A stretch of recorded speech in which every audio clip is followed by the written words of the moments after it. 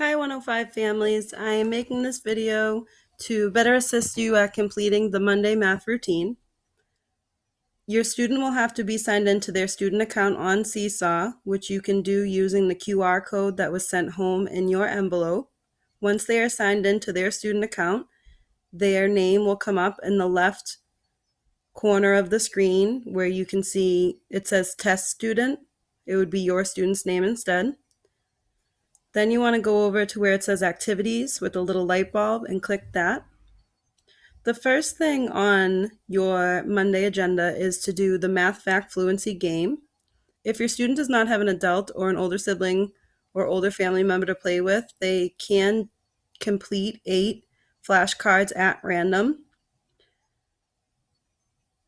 Once you have played the game or had your student complete the flashcards, you would have them come into Seesaw and hit Add Response. There's 2 ways that you can add a response for the flashcard work. You can add a photo of the work that was done on a piece of paper, or you can have your student add the work into Seesaw by drawing it and showing the math. I'm going to show you how the student should be putting it in. If you're not going to take a picture of the scrap paper, they would have to click on drawing. Then they would have to click on the pencil. For every problem that they complete, they need to make a place value chart. So they would set up a place value chart.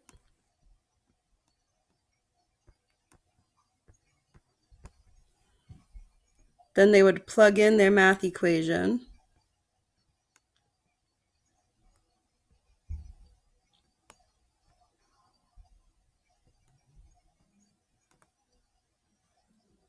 Solve.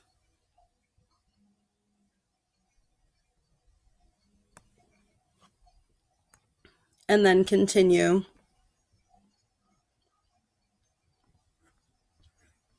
until they had all 8 problems on Seesaw.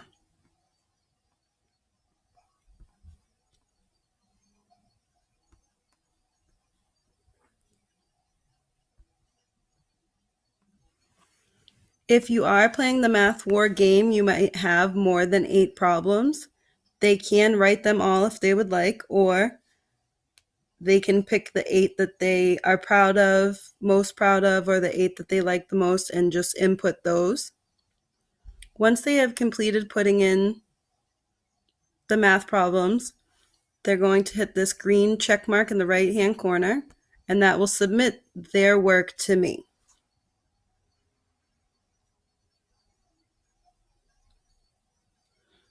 After they've done 30 minutes of fact fluency, they're going to go back to the activities, and the next assignment for them to complete is Prodigy. Prodigy should be played for 45 minutes a day. It can be played for more. They can click on this link to be able to get there.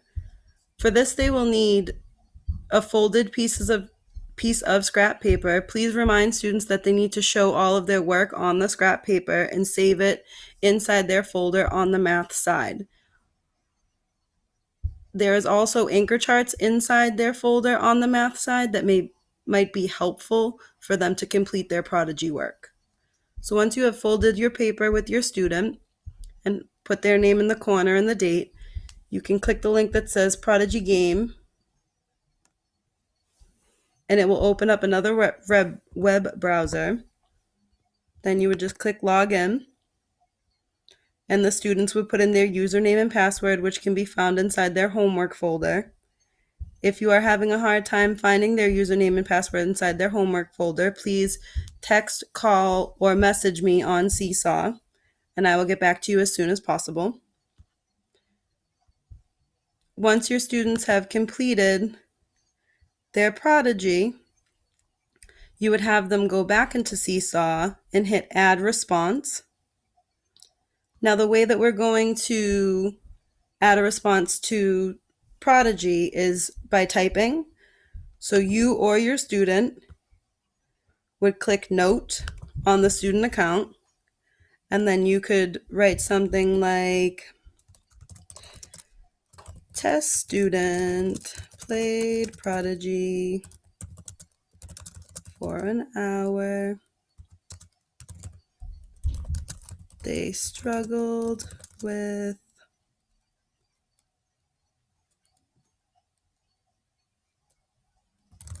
finding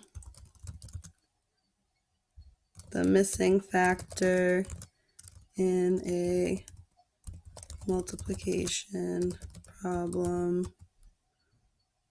Or another example of something that a parent might write is test student played Prodigy for 30 minutes. They did not struggle and completed all of their math work on their scrap piece of paper. And then to submit, you would just hit this green button. If you do not want to be the person to submit for Prodigy, you could ask the student to submit. They can share what they felt went well or what they struggled with or any questions that they had inside this text format, and then just hit the green check button and it will submit to me, and I'll be able to comment or give advice or just say good job. After your student has completed Prodigy, they would go back to the activities, and the next thing that is being asked that they complete on Monday is Legends of Learning. Legends of Learning has been acting a little finicky, so I've had to reset some passwords. So if you are having a hard time getting into Legends of Learning, please message me on Seesaw or text or call me and I can have the password reset. If you do have to reset the password, please keep it at ABC123, all lowercase, so that all of the students' passwords are consistent. We're going to do the same thing that we did for Prodigy to submit work for Legends of Learning. So you would hit the green button and you or your student would just write a note about how long they played for, if they enjoyed it, if they didn't enjoy it, and just give me a little bit of feedback so that I can make sure moving forward that I'm thinking about what the students like, what the students didn't like, what they found hard, what they found easy, and then adjusting my lessons and my work to their needs and their feedback, and your needs and your feedback. So again, you would have the student comment, or you can comment on if they liked it, if they didn't like it, if they struggled, if they didn't struggle, and then just hit the green check mark when that's done and it will be submitted to me.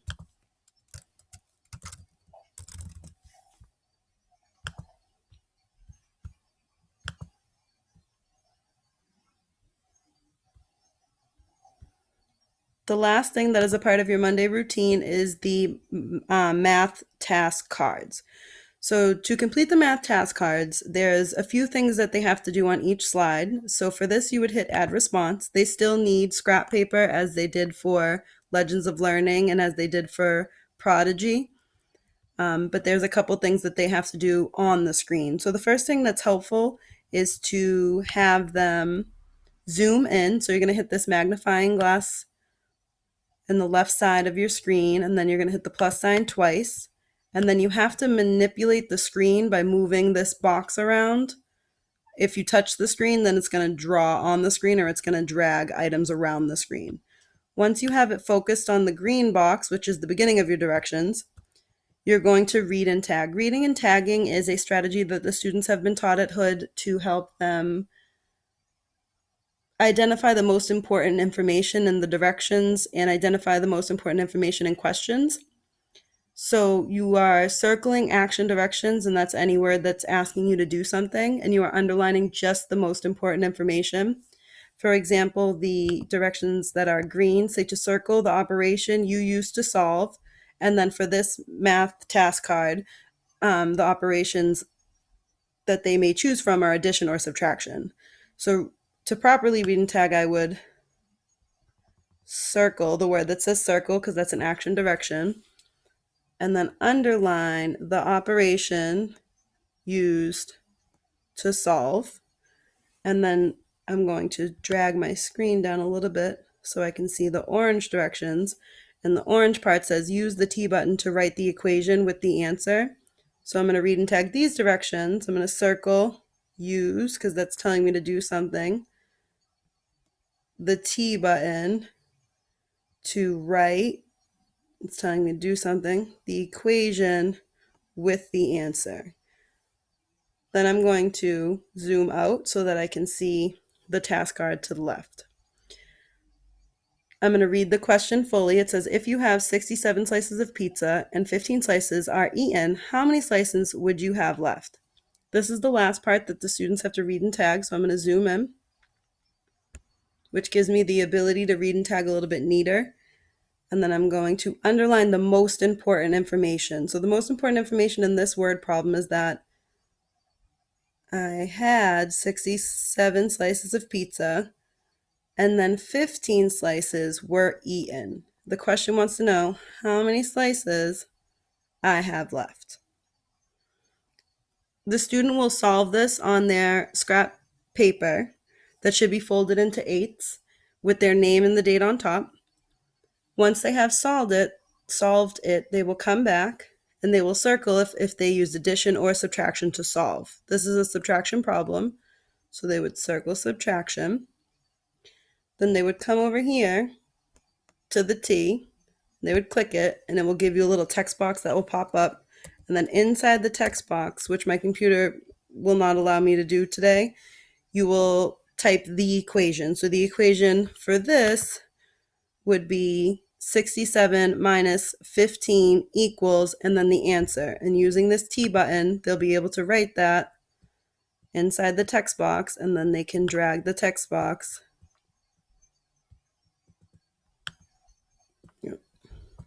I'm not sure why it's doing that, but they're supposed to be able to drag the text box over into the answer box over here.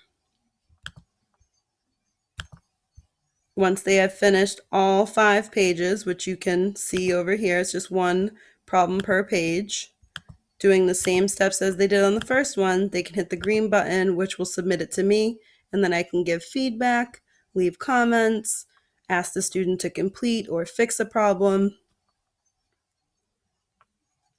And that's it for Monday's routine.